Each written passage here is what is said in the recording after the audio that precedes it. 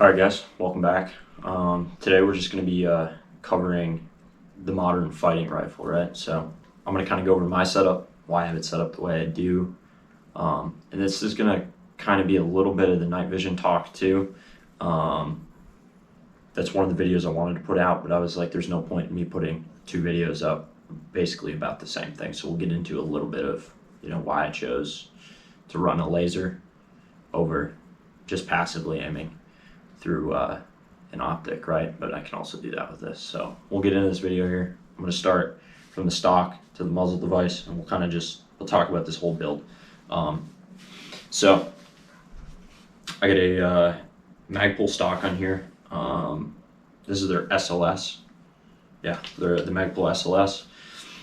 This started its life out as a Palmetto build, and it's had about 25,000 rounds in it when I rebuilt the entire weapon. So it was kind of time to revamp this. So this right now only probably has about, I'd say about 1,000 rounds through this weapon now in the configuration it's currently in. And I've added a few things, so we'll just stock, still the factory Palmetto buffer tube, and then I have the Geissele braided buffer spring and weight in there. I get a Radian Raptor, the 45 degree throw safety. And then is what we got for upper and lower receiver. I got a silencer co. Upper receiver with the stock Palmetto bolt still, and a Radian Raptor SD, because I do run suppress sometimes. Usually when I'm with buddies, because I don't have my own can yet. So, and then the lower is just a PSA like blem lower with the Magpul. I don't even know what this grip is called, but it's their more rubberized grip. Super awesome grip. It's kind of a little fatter, and you still get your compartment at the bottom. And then I'm running a Wilson Combat rail. It's honestly, I'd say it's similar to the Geissele, but obviously not the same lockup to the barrel nut like the Geissele has, which is awesome. I'd like to run that at some point, but this is kind of a meet in the middle of the road option. It wasn't super expensive, and it's not super heavy because the Geissele is pretty heavy. Then I'm just running the EOTech 512. I know it's old, or it's an old style, running AA's, but I like the AA option. And then I got a Vortex 3X magnifier. And then I'm running the PEC 15 at PLC. It's just a civilian class PEC. I didn't see a need for the full power PEC as I use them at work, and they're basically useless anyway. So honestly, this compared to a well-used, beat-up PEC, full power PEC, this is much better. The laser's crisp, and the illuminator's wonderful. Now, on the at PLC, your illuminator's not adjustable, which is kind of unfortunate.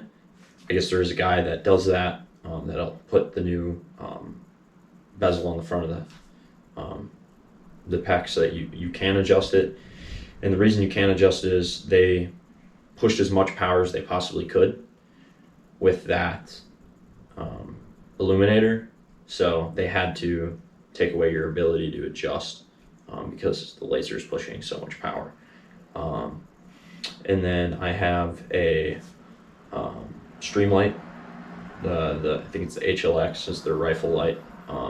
It's been a great light. I've had that light on here since this thing was born, since I built it. So that light's probably 5 or 6 years old now, and it's still holding up strong. Same pressure switch. Haven't had to replace it. Have had some issues with it in the cold. I don't know if it's freezing or what, but I haven't had any problems since the one incident with it. And then I'm just running a separate pressure switch, which I'll show you guys here. I just have them split right now. I know that Streamlight's come out with the different tail cap for these so that you can run all your regular pressure switches for your Surefires. So I can have them combined on one, but if I'm using nods, I don't need a white light, obviously. On the same pressure switch, it just doesn't make sense. I can just switch gears and move to white light if that's what I need to do. And then this is a 16-inch barrel. And I think that's about it for what's on this. It's a Roscoe Roscoe barrel with a Aero Precision adjustable gas block, which honestly I think is kind of garbage. I've had issues with it. I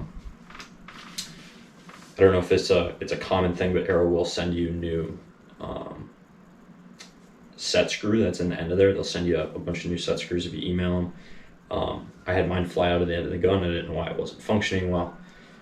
Come to find out that screw flew out of there, so it was just spitting all the gas out. And now since I put this new one in, it had a little bit more coarser, steeper threads, and it stayed in there really well. Now it hasn't come out after this new build here. And then that's about it for barrel. And then I just got I think it's a Plan B muzzle device on here. I was running the Surefire, but if I'm running my buddy's cans or whatever, I'll have to switch out muzzle devices because they use. So it just depends on what we're doing. So that's really like the bare bones, like what this is. I want to talk a little bit about the night vision, right? So obviously running nods, you're going to need some way to aim. You can always passively aim through an optic, or you can use a laser, and the laser I think is kind of the way to go for majority of your situations that you might end up in. But near peer, you're really going to want to be passively aiming. You're not going to want to be actuating a laser because you're just putting a pin on your position. Everybody's going to see you when you actuate. If you've ever been under nods, you know when you actuate that laser, it lights you up. So this EOTech 512, it doesn't have a night vision setting, but it sure does turn down low enough so that I can shoot through this with nods. I don't have a problem with that. It works well.